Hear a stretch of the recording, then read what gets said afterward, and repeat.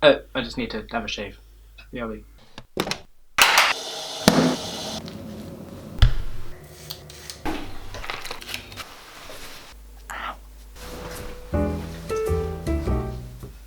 Hi, I've been watching quite a few films recently. I've been trying to watch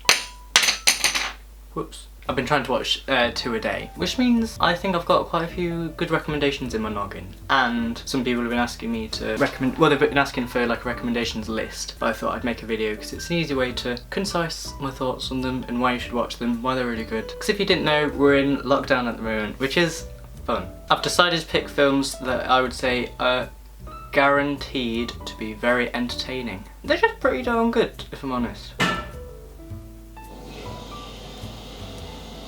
You stop. Anything else? These are all quite different from each other, so hopefully you can find something that you haven't seen before that can be a new favourite.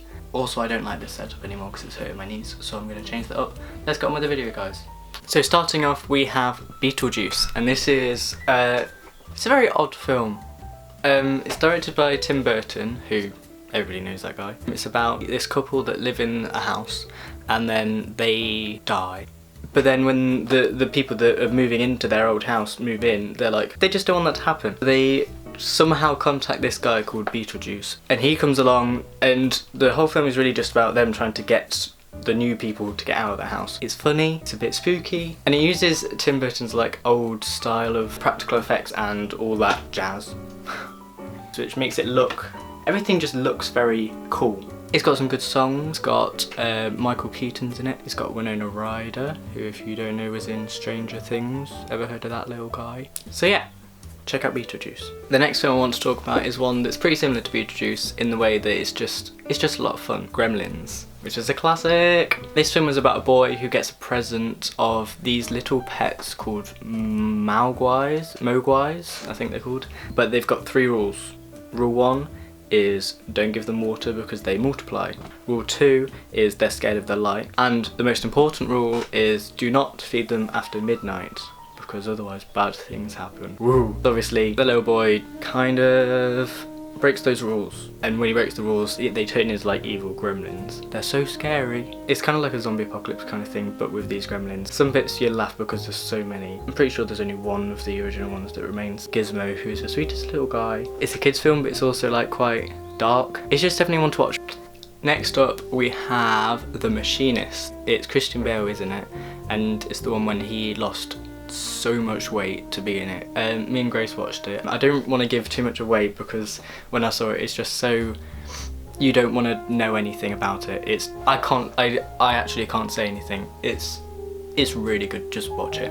Next, I want to talk about Nightcrawler, which is a film that has Jake Gyllenhaal in it. He plays Lewis Bloom, who comes across the world of crime journalism, where the people were like car crashes when they'll film it to then give it to the news stations for money. Gets really into it. He's very egotistical. He's not a likable guy. It's the same as the car crashes in the film. It's like you don't want to watch, but you can't look away. It's just the film is a car crash basically. Little Monsters is a film that not many people have watched. It's so good. I'd compare it to Shaun of the Dead because it's zombies. It's about a school teacher who takes a group of kids to a farm on a bus safari trip. But then like a zombie apocalypse breaks out. She doesn't want all of the kids to like know about what's going on, so she's just singing songs. The kids don't really know that there is a zombie apocalypse, they just think they're playing a game of like Dob or something. I don't usually like gory films, and I could handle this, so it's not too bad. And it just works really well. It's a great film. Next we have a film that's a really simple story, but it's just told so well. Searching. This film is about a dad who, his daughter goes missing and he's just trying to find her. It's told like it's all on devices, so it could be like the laptop screen, a Skype call, found footage but on a technology based. You might be seeing something that somebody filmed on a camera where they want to show you this. It's all pieced together in a really good way, which makes all the twists and turns really surprising. It's shocking. I cried in the first 5 minutes, so that's definitely something to say. It's just a really good film. I know I say about all these, but that's the point. These are all really good films. Boy is a film by Taika Waititi, who He directed Hunt for the Wilder People, which I'll be talking about in another video. He's so funny, and he stars in it as well as the dad. It's about this boy who loves Michael Jackson, and his dad comes back and he thinks his dad's like great, but then he starts to learn that he's not that great. It's really funny. It's like a drama, but I'd say it's mainly funny. It's amazing. Watch it. Next up, we probably have the film that most of you will have seen, Coraline. This is a film about Coraline Jones, who finds a door in her house. On the other side is like her house, but it's her like a different version of her house, and her family now have buttons in their eyes. Buttons. I feel like it's another one where if you haven't seen it, I probably shouldn't tell you too much. It's by Leica, who also did Box Trolls. Some people say it's really scary, some people just say it's like spooky, kind of Tim Burton-y. But yeah, if you want some good stop motion animation done really well and really creepy, check this one out. Get Out is the next film I want to talk about, and it's always going to be in my top 10 films ever. It's so ridiculously good. You've got to watch it twice, because once you see it the first time, the second time you watch it, it's not even like you understand new things. Every single thing that happens is completely different. I don't want to give much away, but it's about this guy called Chris, and he is visiting his girlfriend's family for the first time, and he's a bit nervous about that because of like racism that might happen.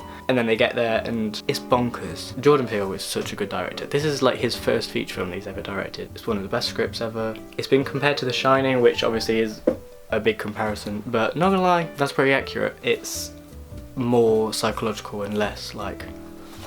Finally, I want to talk about Seven, which is directed by David Fincher. It's about a guy called John Doe, who is like a serial killer. He's got a plan where he wants to kill a lot of people, and there's these two detectives played by Morgan Freeman and Brad Pitt, who, if that doesn't make you want to watch the film on its own, I don't know what.